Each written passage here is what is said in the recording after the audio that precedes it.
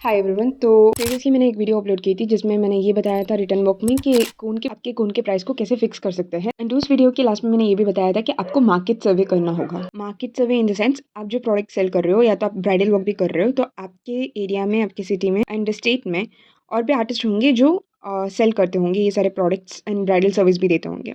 तो वो लोग कितने, उनके डिज़ाइन के लिए कितने प्राइस फिक्स किया है उन्होंने और उनके प्रोडक्ट के लिए कितने प्राइस फिक्स किया है, ये सारी चीज़ों को आपको जानकारी लेके रखनी है।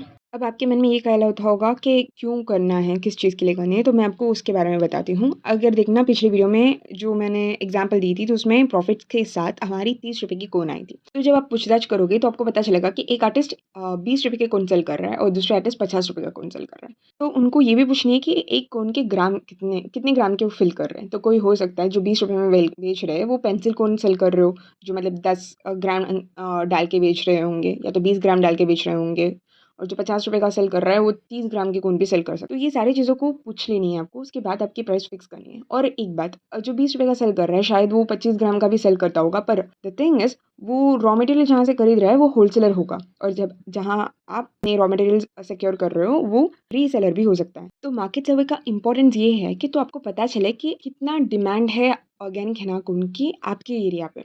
तो उसके हिसाब से अगर 30 रुपये की आपकी कोन आ रही है प्रॉफिट के साथ, तो आप 40 रुपीज़ में भी बेच सकते हो जो भी प्रोडक्ट्स है ना। तो जो प्रिपरेशंस होती है, रॉ मटेरियल्स होते हैं, लेबर चार्ज सारे ही कंप्लीट होने के बाद उसका जो अभी 25 आया, तो 25 प्लस 25 50 का भी आप सेल कर सकते, बट डिमांड कितना है वो देखना है। अगर 50 का कोई डिमांड नहीं है तो आप 40 रुपीज़ का भी उस चीज़ को सेल कर सकते हो। देखिए, देखो, आपके प्रोडक्ट को आप कितना इंपॉर्टेंस दे रहे हो और आप उसको कितना मार्केटिंग कर रहे हो, वो सारी चीज़ें मैटर करता है। तो अगर आपकी स्टीन बहुत ही अच्छी हो और बहुत अच्छी क्वालिटी का यूज़ कर रहे हो कि कोई स्टेन इश्यूज़ है ही नहीं, तो आप उसको 50 रुपये का भी सेल करो ना, तो लेने के लिए लोग हैं। मार्केट सर्वे इसलिए करने के लिए बोलती हूँ कि कोई आइडिया मिले। ये सिर्फ प्रोडक्ट के लिए नहीं, अगर ब्राइडल वर्क कर रहे हैं तो उनकी डिज़ाइन के हिसाब से, अगर शायद वो ब्राइडल वर्क के लिए 3,000 ले रहे होंगे, तो अभी आप बिगिनर हो तो आपको देखना है कि उनकी डिज़ाइन में और आपकी डिज़ाइन में कितना फ़र्क है। तो अगर वो 3,000 ले रहा है तो 1,000 भी ले सकते हैं। एंड वन मोर थिंग, जब बिगिनर होते हैं ना, ब्राइडल वर्क्स के बारे में बात कर रही हूँ, बिगिनर होता है ना, तो आप कम ही चार्जिंग में वर्क करो, कम चार्ज में अच्छे वर्क दे दो तो आपको रिकमेंडेशन मिल जाता है।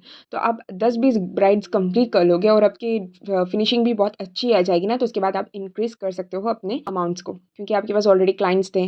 आप बोल सकते हो आपके क्लाइंट को कि हाँ, पहले मैं 1,000 में करती थी, अब मेरी फिनिशिंग बहुत अच्छी हो गई है, आप देख सकते हो मेरे वर्क को कंपेयर करके, तो भी इतना लेती हूँ। तो वो क्या होते हैं, विलिंगली आपकी जो बिहेवियर है, आप जैसे उनके पास गए थे लगाने तो आप कैसे थे, सारी चीज़ों को रखकर वो क्या करेंगे, आपको रीबुक कर देंगे। भले वो आप ज़्यादा बोल रहे हो, 1,000 था पहले, अभी 2,000 था, तो आप तो भी ले लेंगे।